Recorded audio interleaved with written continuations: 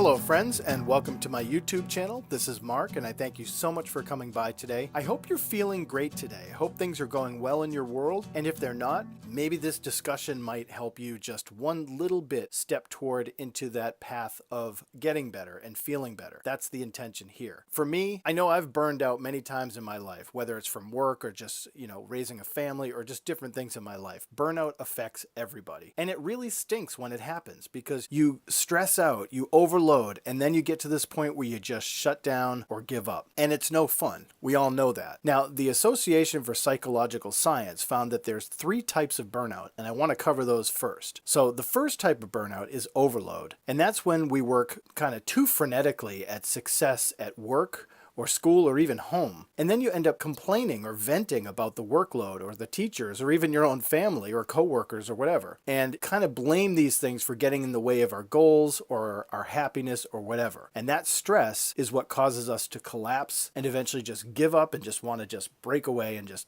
kind of disappear for a while. Number 2 is the lack of development. Now for me, I remember working at this particular job where I had a set of unique skills that were just not being used the way they should have been. My boss just didn't recognize it, and work that should have come to me went elsewhere, and the job that I was doing was just not utilizing my skills at all. So lack of development is when you're feeling under-challenged or underutilized or undervalued. And what happens is we distance ourselves from the job or from school or coworkers or even our family. And we kind of head down this negative, cynical path to where we just want to either give up, quit, or just drop out. Now, number 3, the third type, is neglect.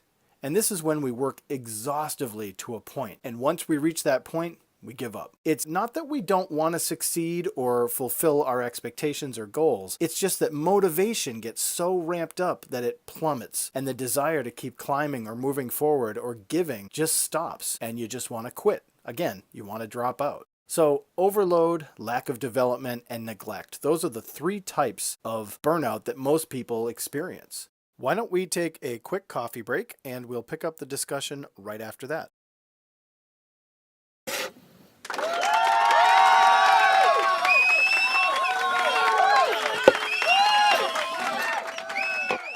So what I want to share with you now are my tips on how to possibly avoid burnout and kind of get around it or just prevent it from happening in the first place. So let's get right into that discussion. The first thing I want to talk about is just taking a step back and just kind of reflecting on your current status. Ask yourself what's going on in your life. Are things good? Are things bad? What are your goals? What are your expectations? What do you want from your life? Or what do you want from your life at this point? To prevent burnout, reflecting on your current status is probably the most important first step in recognizing that burnout may be coming. Number 2, monotony. Doing the same thing over and over. Now, for me as an illustrator or a designer, it's doing the same task over and over can either become redundant, it can become boring, it can even hurt you. Like carpal tunnel syndrome, if you're doing the same job over and over, you can feel that tension and pain in your wrist. If you're lifting boxes at your job or you're making food for your kids at home, it gets redundant, and we all feel that monotony kick in, and that can lead to burnout.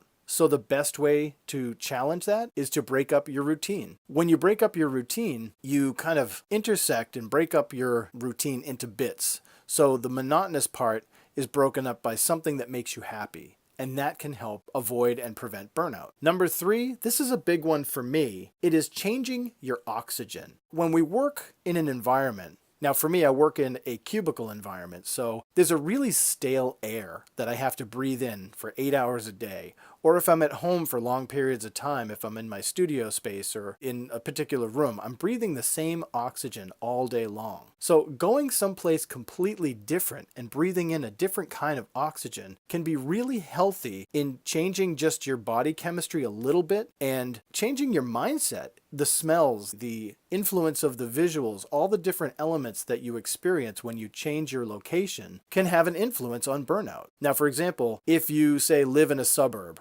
going to the mountains or to the forest or to a lake and breathing in those smells and that oxygen, you can smell the different flora, you can smell the water and even some kind of molds and things like that. It can impact your mental state dramatically. For me, I love going to the ocean and to the beach, and you just take in those smells. Those are just incredible smells to take with you. For me, going to the ocean and to a beach, it just calms me so much. The smells, the experience, I don't care if it's winter, if it's cold or warm, just going to that scenario can change everything for me. And also, something I love is going into the city. I live in a suburb, so it's very quiet here and it's very mellow, but when I go to the city, that quick hustle and bustle, the smell of the buses and the diesel and the buildings and the sewers, it's just such a dramatic change of pace that I can just get a whole different mindset and go forward with that. And so when I come back to my regular space, it's just refreshing to have this perspective of another space. Same thing if you live in the city and you go out to the country. It can be just a whole different dramatic change for you. Gather the smells at a farm. That's like the greatest thing. Where I grew up in my hometown,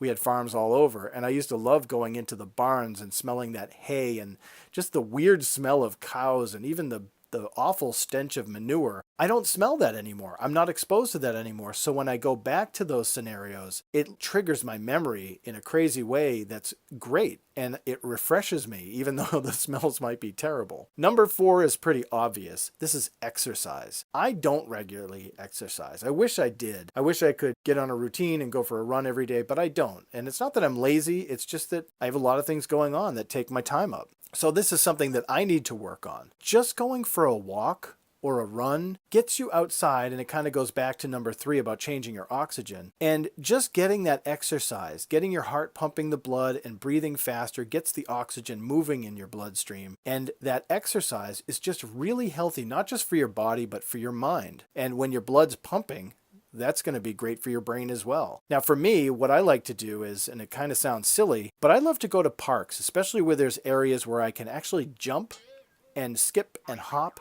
And I don't care who's looking, because for me, it's all about my enjoyment and my exercise. So if I go to a location like in the woods or something like that, and there's a rocky area, I love jumping from rock to rock and kind of just doing a light jog and just having fun. Nothing hardcore, just getting out there and getting moving. Another thing I do is I keep a basketball in the back of my car. And this happened to me just the other night. I was waiting to pick someone up. It was probably about 7 o'clock at night. I had a half an hour to wait. And right across the street was an abandoned basketball court. Nobody was using it. It hadn't been used in a long time, but it still had the hoops and everything.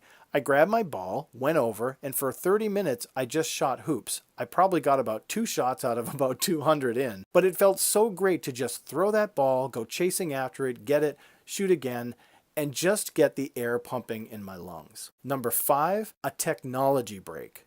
And I think you, of all people, understand this one. It's taking a break from the internet, from social media, streaming media, from Netflix.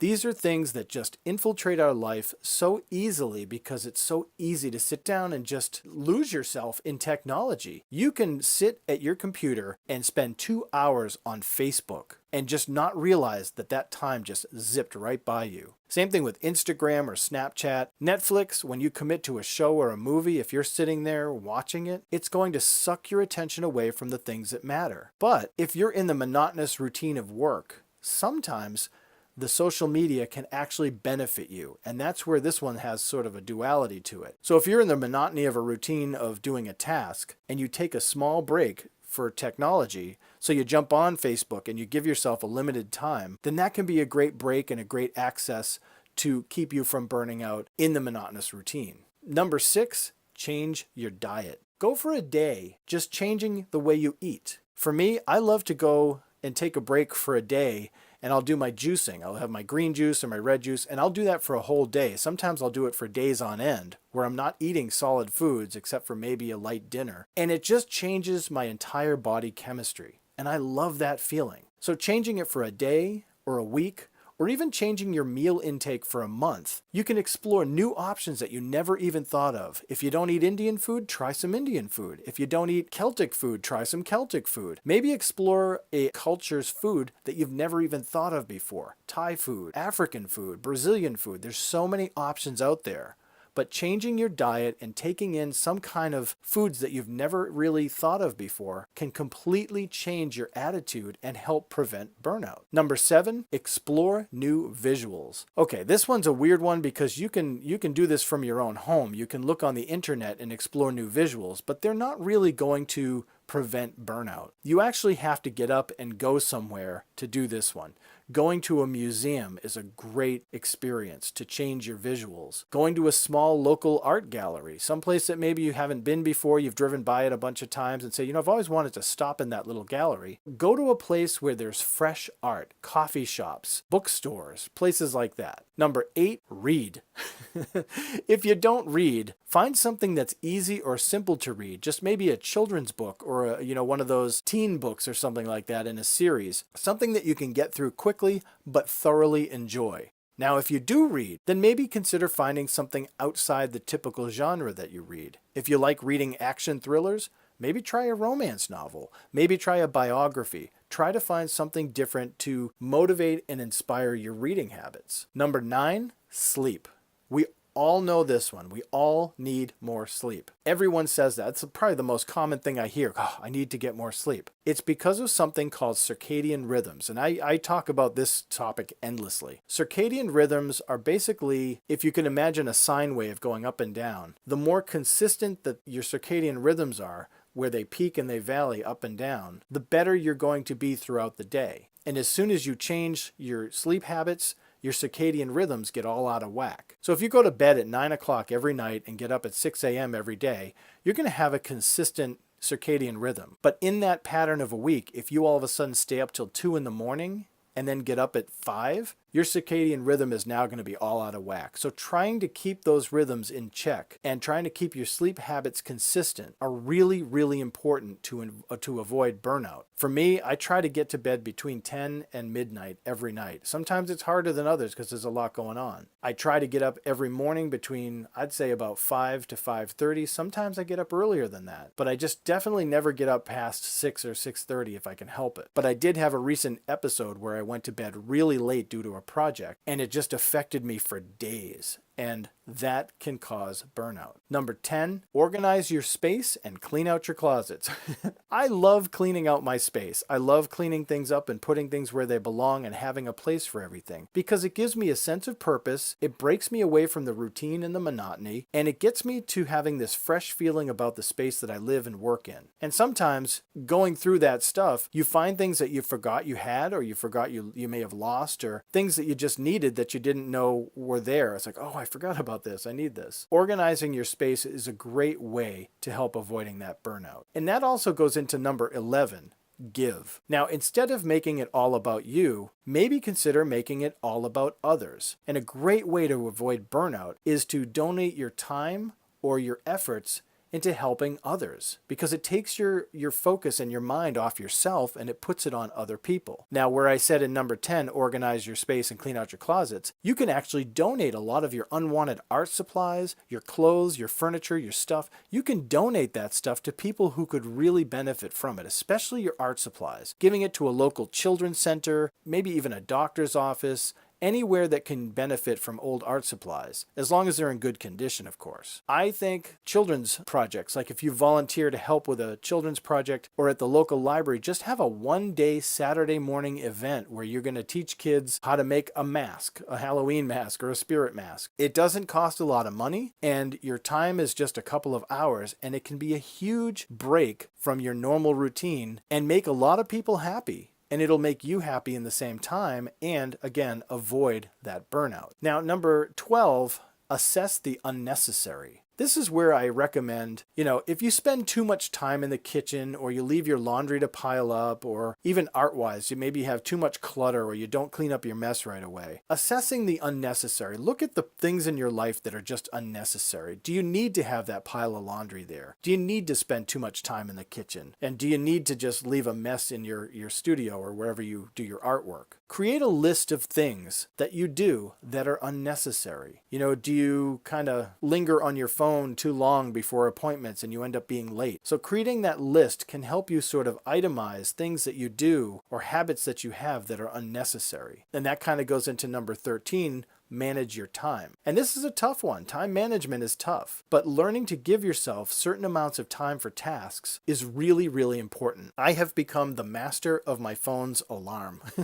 I have an iPhone and I set my alarms for everything. If I have to be somewhere at 4 o'clock, I set my alarm for 2 o'clock. That way I remember it. If I have to send off an email in an hour, I set an alarm in my phone to go off in 30 minutes. That way I remember to send it off in an hour. I love my phone's alarms. It has become one of the best tools to keep me on task and to help me manage my time better to avoid me burning out. Number 14, reconnect with old friends. This is a very simple thing, but sometimes, especially for us older folks, especially if you have kids or families or whatever, reconnecting with old friends can be a real challenge for a lot of people. But picking up the phone, making a date, and then enjoying that time is actually really simple. It's just making the commitment to do it. And if you pick up that phone and reconnect with an old friend or send a text or an email or something, you'll be amazed at the feedback you get. There's usually a lot of love that comes back, a lot of positive energy that comes back when you haven't spoken to somebody in a while. So reconnecting with old friends can just change perspectives and have a great, great opportunity to learn some new information and share something about yourself, freeing up some of that clogging energy and help avoid burnout. Number 15, and this is a tough one, saying no. Every time you say yes to someone else, you're saying no to yourself. Every time you say yes to someone else, you're giving your energy away to them. You're putting your life on the back burner so their life can be on the front burner. We all experience opportunities and situations where we have to say yes, or you want to say yes because you want to help. But there are times when you have to say no to people. And this happened to me recently. Someone asked me for help and it killed me because I did not want to say no to this person, but I had to say no. I had to say no because they've asked me too many times in the past for help, and I always resent it later because I'm giving up significant time that I could be working on my own artwork or doing projects that I need to get done, yet I'm helping them do theirs. And I end up burning out from their projects and failing on my own. Number 16, stop trying for perfection. You're not perfect. Nothing in this world is perfect. No one, no how, anything is perfect. It is an unattainable state of idealism that no one can reach. So releasing yourself from the ideal of perfectionism is a huge way to avoid burnout. For me, I am a perfectionist and I always strive to be perfect, but I have to constantly remind myself the difference between perfect and done. And done is good. You'll hear me say that time and time again. Done is good. Because when I'm working and I get to this point where it looks like it's done, but I keep fidgeting and adding little bits here and there and tweaking things here and just all this little detail-oriented stuff. There's a phrase called the devil is in the details, and that's the reason the phrase exists, because when you get caught up in the details, you tend to drag it on too long and spend way too much time, and that goes back to number 13, managing your time. If you're spending all your time on the details, then you're going to miss out on the deadline, you're going to miss out on other opportunities because you're spending so much time trying to be perfect. So stop being perfect. Be good. Number 17, self-boundaries. Understanding your personal boundaries is one of the most important things in avoiding burnout. Identifying that your health is the most important thing in your life. Your well-being and your sanity is the second most important thing in your life. Your relationships is third, your school and work is fourth, and your friends and social life are fifth. Everything else comes after. So understanding those specific boundaries, itemizing what's most important and what's least important is very important. Keeping that list in order will help keep your boundaries solid. And keeping solid boundaries is a great way to avoid burning out. It's when your boundaries are not solid, when they start to crumble, or when you go outside of those boundaries and you reprioritize things that don't matter in front of things that matter. Putting your health at risk or putting your sanity or your well-being at risk over somebody's project or something that you don't really care about is going to compromise your boundaries. Number 18, list it out. Tracking your daily activities and watching your progress is a great way to help you lose weight, to watch your diet, to see how the progress is coming with the book you're writing, to keep track of the project that you're on. If you're building a website for yourself, listing it out and keeping track of your progress, whether daily or hourly, is a great way to help build that website and know exactly what you're doing. If you're trying to start a business or you've got some kind of a school project, listing it out will help you organize. It's kind of like a writer creating an outline. Once you create that outline, you can see all the tasks that need to be achieved and you can list things out. So creating an outline or a daily track sheet of what you need to do or whatever will help you avoid burning out later because you have it all listed out. And you can customize that list as much as you want. Number 19, write a letter to yourself and then mail it. Actually, mail yourself a letter. Writing a letter to yourself, you can actually send a letter of praise and support and, tell yourself how great you are. You can ask yourself questions that demand answers. Asking yourself, where do you want to be? What are you doing with your life? How do you see this certain thing? And sharing your thoughts and opinions with yourself in a letter is a great way to motivate yourself maybe a few days or a week in advance. So, for example, say you write a letter to yourself today. Say it's Sunday and you write a letter and you ask yourself questions, you provide some really good support for yourself, and you're sharing your thoughts and opinions on whatever's going on in your life. You put it in an envelope and you put it in the mailbox and you mail it out tonight. It's going to come back to you in a few days. Maybe by Wednesday, you might get your own letter back. And when you open that letter and read it, you'll smile to yourself and say, oh my God, that's so funny. I remember writing all this, but it's so funny to read it. And the most important thing about that letter is read it when it comes and read what you wrote, because what happens is you become dispossessed from the time you wrote it until the time you receive it. And it's almost like you didn't even write it yourself. It's like someone else wrote it to you, yet it's familiar. And you will tend to listen to your own advice when you see it written to yourself later. I can't speak highly enough on that one. I've done it a few times in my life. I don't do it often enough, but I'll tell you, every time I've done it, I've appreciated that letter to myself. And finally, number 20, reduce life into fun sizes. If you ever go to the store, all the candy nowadays, especially around Halloween time, is in fun sizes. Well, if you open up that package and you look at the little candy bar inside, it's not really a fun size. It's tiny. It's super teeny tiny, but they call it a fun size. Well, what's fun about that? I want a big candy bar. I don't want this little teeny thing. But in life, getting the big candy bar can be really overwhelming. And trying to tackle all the major things in life is overwhelming. So if we can pick and choose what we need to do and do things in smaller batches, it can really, really help clear our heads, open room for other opportunities and other things and other fun stuff, and we can be healthier, both in spirit and mind. If we can work smaller, think smaller, and think more fun, and be more flexible with our own expectations, then we can live in a world reduced to fun sizes. And those are the fun sizes that work. Because, like I said, they will open up other opportunities and other doorways to more enjoyable stuff. So if you need an example, if you've got a big project, well, don't try to do the whole project all at once. Manage your time, set yourself boundaries, say no to certain things that are getting in the way, and reduce this into fun sizes. Take that project and say, okay, I'm going to work for an hour, but then I'm going to spend an hour reading a book and changing my visual intakes. Maybe I'll go to a coffee shop. And then for another hour, I'll work on it. And then I'll take a break and maybe try some new food. Work for another hour and then take another hour break if you need to. Break life down or reduce your life into fun sizes so that you're enjoying your life, avoiding stress, and keeping yourself from burning out. Because stress and burnout happen to everybody. They happen to me, they happen to you, they happen to everybody. Finding ways to either avoid them or reduce them, the burnouts that is going to make life a lot more fun, a lot more practical, a lot more enjoyable, and we can get on with the things that we really, really love to do. Anyway, I know this was a long list, and I'm thankful that you stuck around for it. I hope this resonated in some way for you. I know it's a good reminder for me to revisit this kind of list and remind myself that, you know what, I'm susceptible to burning out just as much as anybody. So I need to follow these 20 items as well as anybody else. Anyway, I hope you enjoyed the video. I hope you enjoyed the drawing. Thank you so much for coming by today, and I look forward to seeing you again in the next video. Thank you, and God bless.